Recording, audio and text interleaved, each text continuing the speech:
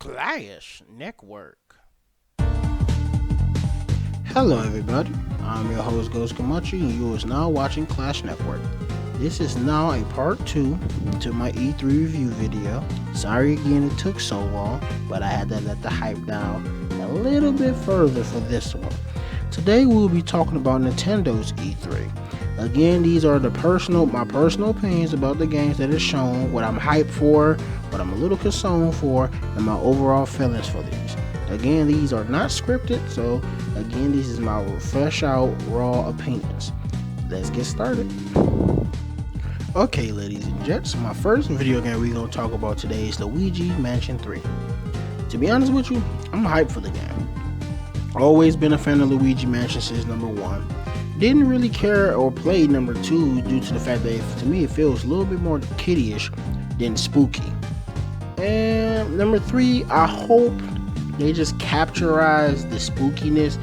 Even if the spookiness is in the music, I would really love to go back to how Luigi Mansion 1 was, where it was child friendly, but it still had that spooky, eerie atmosphere that made me fall in love with the series in the first place.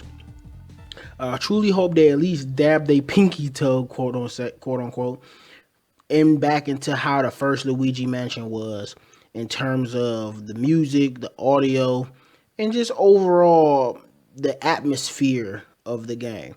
It don't have to be exactly spooky like the first one, because I know the first one to this day to me still spooks me out, especially playing it at like 3 o'clock in the morning.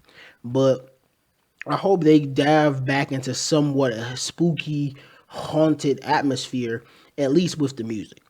My only concern is the fact that the co-op multiplayer. Does it weaken the game? Does it make the game feel easy? I hope not, because I'm already down for the game. I just hope they bring back some parts of that spookiness that Luigi Mansion 1 had established while growing on what Luigi Mansion 2 had already put on the table. That's my only concerns about the game. Is it actually gonna be spooky? Is it gonna be goofy, kiddie-ish, funny like number 2, but just in HD? And I pray it don't be like that. I hope it actually retains some of the spookiness. Second game, Legend of Zelda Awakening, Link's Awakening.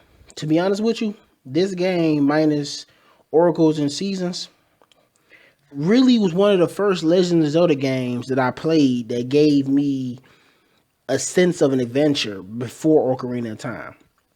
I heard that this is going to be a direct remake of the first game without adding no new things to it, but I'm okay with that. I played the game when I was little, all the way up to the second dungeon, the second boss dungeon. Then my cousin traded it back to at the time it was in my neighborhood it was Game Freak. I mean Game Heads. And I was mad. He rented the game and then took it back right after I got good into it, which I really hated. This is one of the Legend of Zeldas that I rarely seen anymore on Game Boy or Game Boy Color, and it's one of those hidden gems that when you play it as a little kid, and then when you revisit it as a grown up, you just start crying. And this is one of the Legend of Zelda games that I've been kind of waiting for to see. I already know they're gonna make a remake of Oracles and Seasons in ages, so I already know that's not gonna happen. But I'll be happy. I'm really hyped for the game. I'm literally 2 inches away from running to my nearest GameStop to pre-order it. I don't believe in pre-ordering games online. I pre-ordered to get the just so I could go and actually pick up the copy, not to just wait for it in the mail. Um, I don't really have any concerns. I really don't. It's really it's gonna be a hand to hand remake of the first game, since this is one of the Legend of Zelda games. It's hard to come by, so I'll take it. I'll be so happy. The next game is Astro Chains. I am literally hype for this game. I'm literally hyped for almost anything Platinum Games made because the combat is always beautiful. Bayonetta 1, Bayonetta 2, Noir. I'm already happy for the game. I'm already down for the game. I'm literally that's gonna be the game I pre-order. When they said on in a YouTube video saying that the combat is literally between Bayonetta and Noir Automata, I'm already sold. I'm already sold at that point. I'm already literally geeked to pre-order this game just to see my name on a copy of it. Really don't have no concerns. I know it's like it's gonna have some parts where you actually a police officer, so I hope the the side missions helping the people, helping the citizens don't be dull. But besides that, I'm hyped for it. That's the only thing we got until Bayonetta 3 come out, so I'm really dope. I'm really hyped for it. The next game is No More Heroes 3. I'm hyped for the game because I love number one and number two. And my only concern is, please bring this back to No More Heroes. Return to form.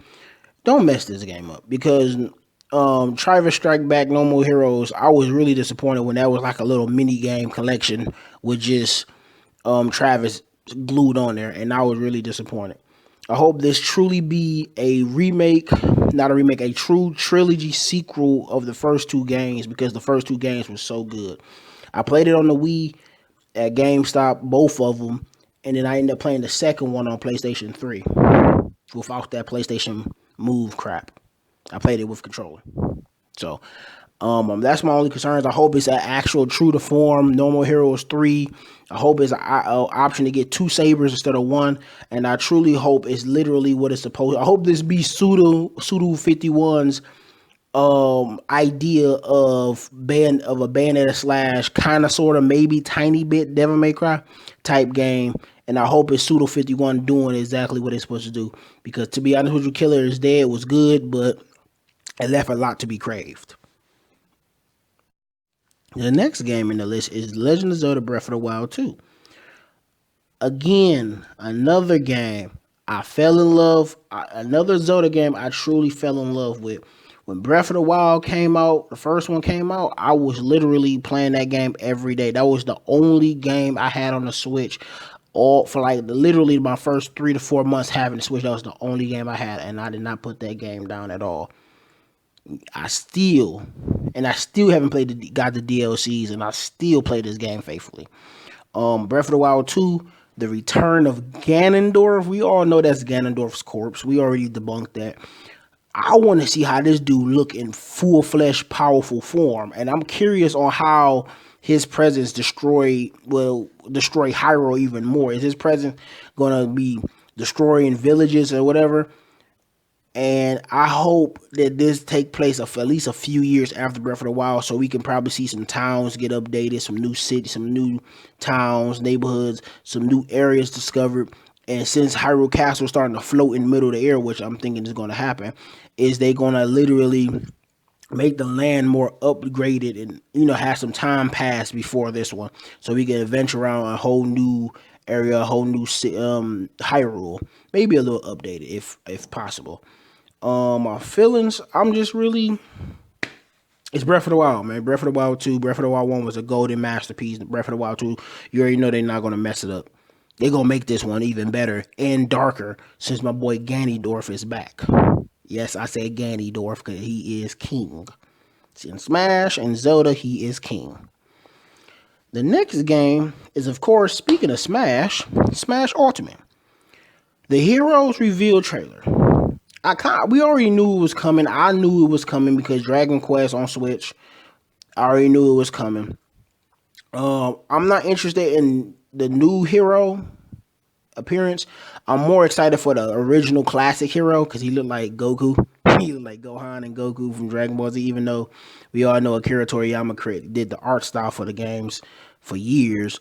I'm just happy to see the original hero. The new one, the one that looked like he swims, and the one that looked like a pirate, I don't care. I never cared for their design. I never cared how they look. I'm always happy to see the original hero from Dragon Quest because, to be honest with you, if it wasn't for me looking at his artwork in the magazines and stuff when I was younger, I wouldn't even know what Dragon Quest is. I wouldn't really care. But the hero, happy. We got another sword and shield user, but hey, at least this one's made by one of my favorite senseis in terms of animation and art, and I really dig it just for that. The classic one I really dig more than I don't care for the new one. Banjo and Kazooie in Smash. I literally cried in front of my 15-year-old brother when I saw when I saw that gold puzzle piece jiggle around across the screen. I already know what it was. Banjo-Kazooie is literally side by side with Donkey Kong at this point to me. The way how I love Donkey Kong is the way how I love Banjo-Kazooie, because I was like literally Banjo-Kazooie was like Donkey Kong's little brother to me as a kid.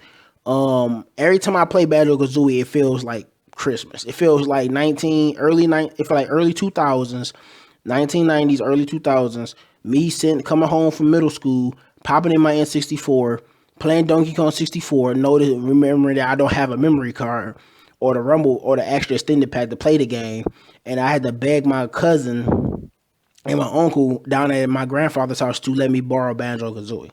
And then when I finally got a chance to play Donkey Kong 64, it was like whatever, because I've been playing Banjo-Kazooie for so long.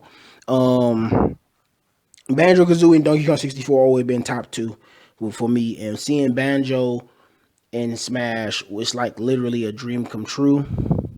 And I literally cried for my little brother. My little brother looked at me weird, like, "What did you crying for?" I said, "Bro, this is legendary. This is a legendary step for Nintendo." And it's by Microsoft and Nintendo working together. I knew we was getting something. We was getting something that was gonna blow fans out the way, and we got Banjo-Kazooie and Smash. This is like literally a decade worth of pleasing to get him in Smash to me.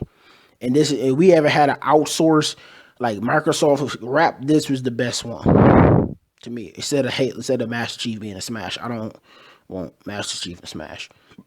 Only thing we need is Crash Bandicoot. And we got the whole legendary team in one game. We got Crash, we got Mega Man, we got Sonic, we got Mario, and we got Banjo all in one game. I will cry. Smash Brothers will always be the top game in my book, no matter what nobody say. And that's my opinion. Overall feelings. Really, I don't have no concerns.